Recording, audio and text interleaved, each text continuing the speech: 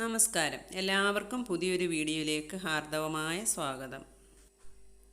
ഇന്ന് വളരെ സ്വാദിഷ്ടമായ ചോക്ലേറ്റ് ഉണ്ടാക്കുന്ന റെസിപ്പിയുമായിട്ടാണ് ഞാൻ വന്നിട്ടുള്ളത്. അതെങ്ങനെയാണെന്നൊന്ന് കണ്ടു നോക്കിയാലോ? ഇതിനായി ഞാനിവിടെ 3 കൊക്കയാണ് എടുത്തിട്ടുള്ളത്. ഇത് നന്നായി വിളഞ്ഞ് പഴുത്തതാണ്. ഇനി നമുക്കിത് കട്ട് ചെയ്യാം.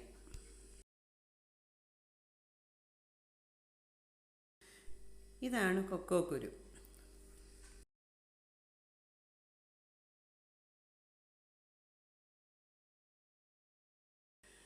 ഇതിൻ്റെ പുറത്തുള്ള ഈ വെളുത്ത ആവരണം ഉണ്ടല്ലോ, അത് നമുക്ക് കഴിക്കാൻ കൊള്ളാം. പക്ഷെ ഒരു ചെറിയ പുളിപ്പുണ്ട് ഇതിനെ.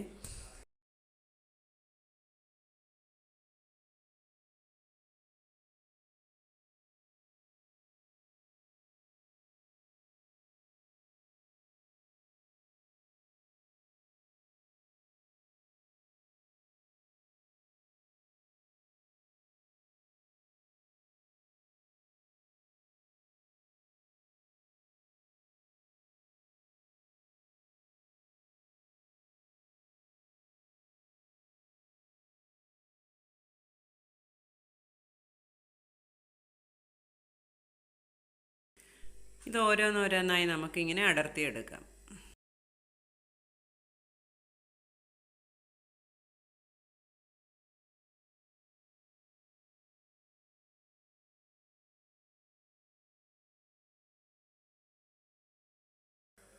ഇനി വെള്ളം ഒഴിച്ച് നമുക്കിത് കഴുകി വൃത്തിയാക്കി എടുക്കാം.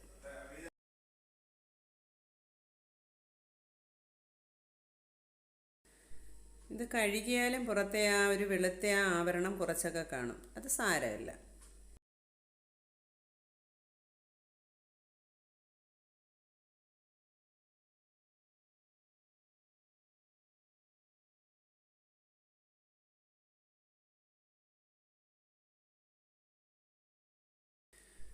അരിപ്പയിലേക്ക് മാറ്റി അല്പം കൂടി വെള്ളം ഒഴിച്ച് നമുക്ക് കഴുകിയെടുക്കാം. ഇനി ഇത് നമുക്ക് ഉണക്കിയെടുക്കണം. അതൊരു സ്റ്റീൽ പാത്രത്തിൽ നിരത്തി നല്ല വെയിലത്ത് വെച്ച് ഒരു 2-3 ദിവസം ഉണക്കിയെടുക്കണം. ഉണങ്ങി കഴിയുമ്പോൾ ദാണ്ട് ഈ ഒരു കളറിലാണ് കിട്ടുന്നത്. ഇനി ഇത് നമുക്ക് വറുത്തെടുക്കണം. അതിനായി ഒരു പാൻ അടുപ്പത്ത് വെച്ച് നമുക്ക് വറുത്തെടുക്കാം.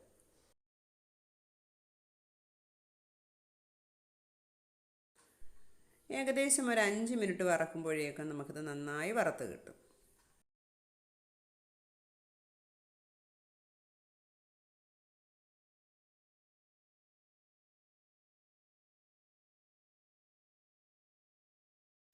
നന്നായി വറക്കുമ്പോൾ ദാണ്ട ഈ ഒരു നിറത്തിലാണ് കിട്ടുന്നത്.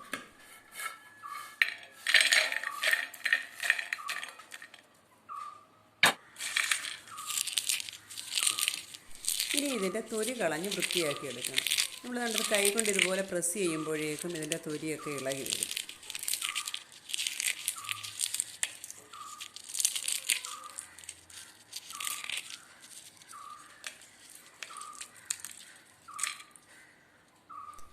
ഇതാണ് കൊക്കോ കുരു.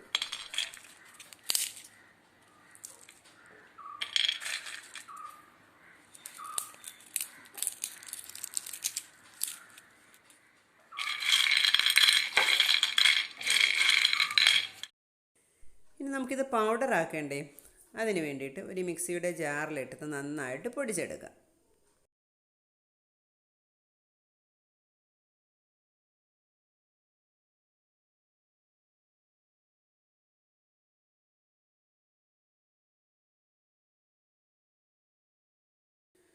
നന്നായി പൊടിഞ്ഞ് കിട്ടിയിട്ടുണ്ട്. നമ്മൾ കടയിൽ നിന്നൊക്കെ വാങ്ങത്തില്ലേ, അതുപോലെയുള്ള കൊക്കോ പൗഡറാണിത്. ഇനി ഇതിലേക്ക് 1 കപ്പ് പഞ്ചസാര കൂടി ചേർത്ത് ഒന്നുകൂടി നന്നായിട്ട് പൊടിച്ചെടുക്കുക.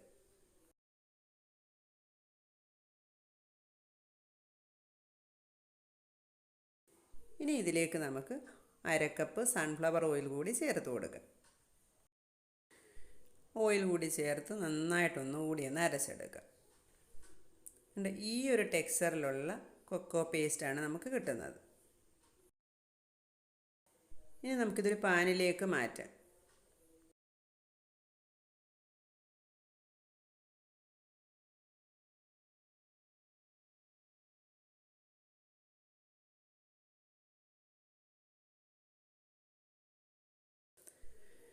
ഇനി 1 ടേബിൾ സ്പൂൺ വാനില എസൻസ് കൂടി ചേർത്ത് കൊടുക്കാം.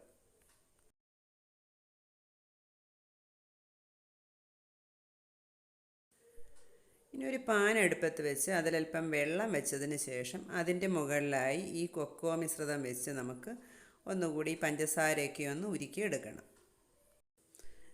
ഈ ഒരു ഡബിൾ ബോയിലിംഗ് മെത്തേഡിലാണ് ഇത് തയ്യാറാക്കുന്നത്.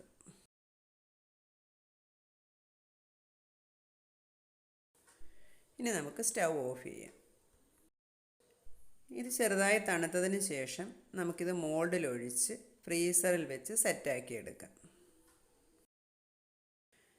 ഇവിടെ എൻ്റെ കയ്യിൽ ചോക്ലേറ്റിൻ്റെ മോൾഡ് ഇല്ലാത്തത് കൊണ്ട് ഫ്രിഡ്ജിൽ നമ്മൾ ഐസ് ക്യൂബ് വെക്കില്ലേ, ആ ഒരു മോൾഡിലാണ് ഞാനിത് തയ്യാറാക്കിയെടുക്കുന്നത്.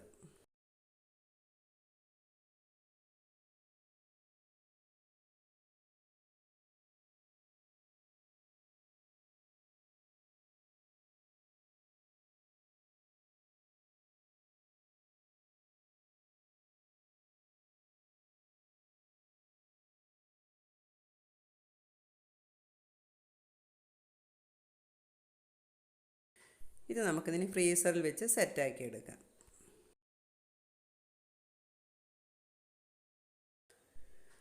അങ്ങനെ നമുക്ക് ചോക്ലേറ്റ് ഇവിടെ റെഡി ആയിട്ടുണ്ട്.